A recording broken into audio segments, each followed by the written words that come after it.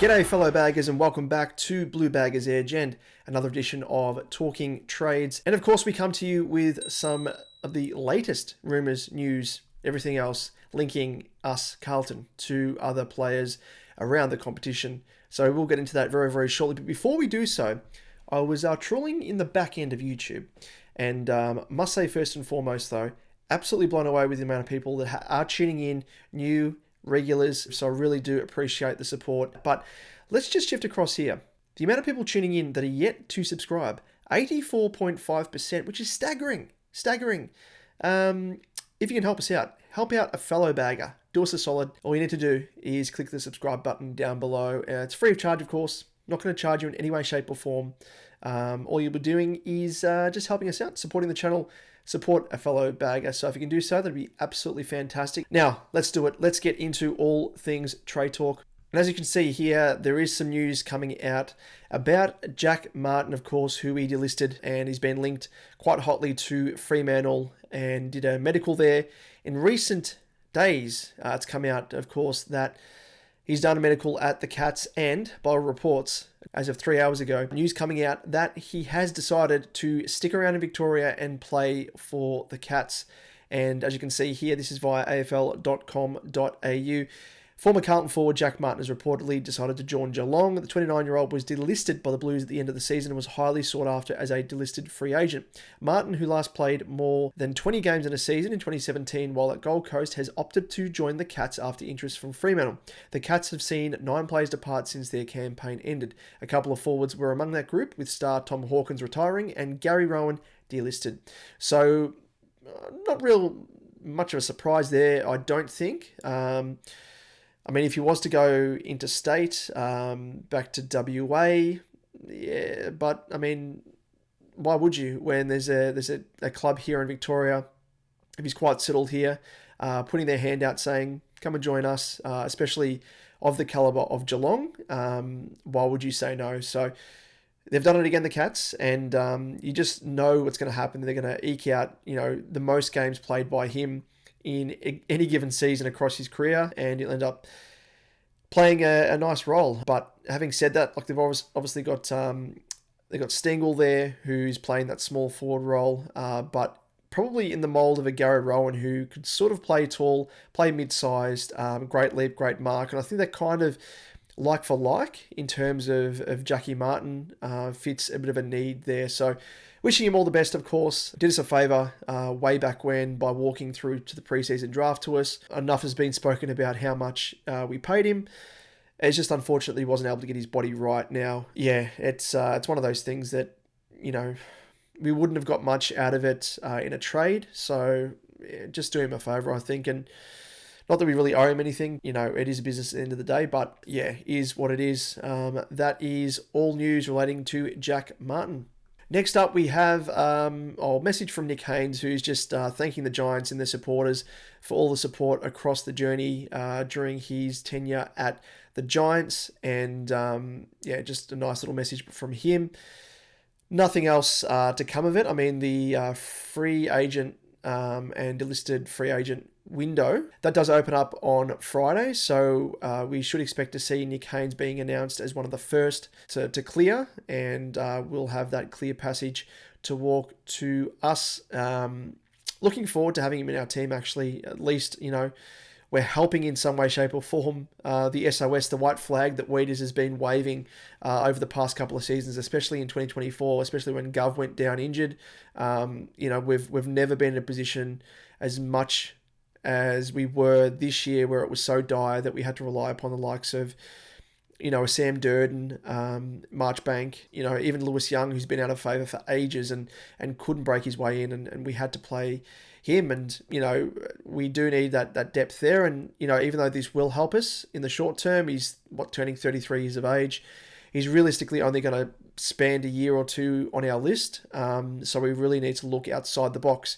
Now, with that, there's a bit of a segue here, because we did speak about it fancifully more than anything, sort of shooting for the clouds, pie in the sky type operation, all those sayings with regards to a certain Geelong defender. And that is Sam de Koning. Now, there were some rumours that were circulating as of yesterday. Yesterday morning, I think it was Dan Hanbury was on SEN and mentioned, just a by-the-by passing comment that there is particular interest between the Carlton Football Club and SDK, mutual interest. Now, as of late last night, I think it was SDK's manager came out and pretty much shut it down. And of course, this was put to bed, albeit on Trade Radio by Cal Toomey, discussing with Riley Beveridge, and pretty much shut it down. So this is what they had to say. What about Sam de Koning? Because his name has been... We'll wipe it off. Yeah, raised a lot. But as you reported on afl.com.au last night, he's not going anywhere. He's not going anywhere. We can shut this one down. He won't be going anywhere. He is happy there. He doesn't want to pursue a trade. He hasn't pursued a trade, and he won't be seeking a trade. And his manager, Robbie D'Orazio from Connors Sports Management, confirmed that overnight for Inside Trading. So he won't be exploring anything. No, we can wipe that one off, and he'll be at the Cats next year. So there we have it, pretty comprehensive there. Words from Robbie D'Orazio from Connors Sports Management, who is his manager, of course, coming out and virtually just denying any truth to that rumour. And, of course, we'll stay with the Cats at least for another 12 months. May work in our favour. I mean, it would have been awesome for us to get our hands on him now, but realistically, they would have been asking for 2 first-rounders. In all honesty, I would have paid it, pick 11 this year and next year's first rounder, which, if we finish around about where we are at the moment, could be, pick 11, 12, 13, if we finish outside the top 4. So, I think that sort of currency for arguably one of the best up-and-coming tall defensive players in the competition, I think that's a fair asking price. But given that, this will now be put to bed, we can at least wait another 12 months where he will be coming out of contract. So now's the time for our list management and recruiting team to really be speaking to Robbie D'Orazio and Sam de Koning, getting in his ear and just being like, we're keen, we're interested. Let us know, are you keen? What will it take to get you across to Carlton? Because, looking at the market as it stands at the moment, I don't think there are any players of a key position standpoint in terms of a defensive type player. There aren't really those type of players available willy-nilly. So, would have loved to have got our hands on Lee Kalia. I think by reports that is not going to happen either, which I would love it just as much as STK. I think he's an incredible player, and he's a player of the future who is seemingly on the fringes for the Giants. Just can't break his way in unless there's obviously injuries, which is what happened off the back of Sam Taylor being injured during this season. But outside of that, I think, what we should be looking at, and I hope, praying to the footy gods and to the recruiting team that they're actually putting the feelers out there for a Sarong from Hawthorn, who obviously they're recruiting Josh Battle and Tom Barras, 2 big inclusions for their defence, which does push out obviously a couple of their key defensive talls. So one of those players will be Sarong, and I do think, he's been at the level now for, a couple of seasons now. He's had a bit of development poured into him, and I think he's, whilst not the same sort of calibre, obviously, as an SDK or even a Lee Kalia, but I do think he has the potential to fulfill a need for us. And, it's kind of a buy low type candidate where he could come into the team, play a role, and hopefully, we develop him further on from there, where he may even become a bit of a bargain, a bit of a keeper. So I hope that the recruiting team are looking into that very, very closely, because even though we're going to be missing out on SDK and Lee Kalia, we do need someone, I think, that's already, semi-established at senior level, or at least, has been in the system for a couple of seasons, where we can just cherry pick them, and hopefully, as I said, as a bit of a buy low candidate, we can get a bit of a bargain and hopefully a bit of help in the short term, at least, until this time next season, where we will be pulling all strings, no doubt, to try and get SDK across to the Carlton Football Club. Now, the other bit of trade news comes in the form, of course, relating to Dan Houston. And as news surfaced yesterday, Harry Perryman has decided to walk to Collingwood as a unrestricted free agent, and kind of thrown a bit of a spanner in the works Port Adelaide, who were looking to court Perryman as a potential replacement for Houston if Houston was to leave. Now, as it's come out today, the general manager of footy for Port, Chris Davies, has come out and just reminded potential suitors for Houston that he won't be leaving for anything less than what we think he's worth. Now, they said that yesterday in the, of course, the update that we ran through, but even more so this time around, we'll link to an article here with a few quotes on afl.com.au, and as you can see there, Davies has said, our perspective has always been that we would prefer Dan to stay. We tried to bring in a couple of guys who might be able to do a job replacing him, which of course Perryman being one of those. Now, that hasn't worked as well as we would have liked, so it's fair to say that he needs a period of reflection to see what we're going to do next. Didn't elaborate in terms of what the asking price was explicitly and what they would demand for Houston, but just referenced that, of course, he won't be going for anything less than what we think he's worth, is the direct quote. Now, North Melbourne and us, we are the most, I guess, linked clubs to Houston.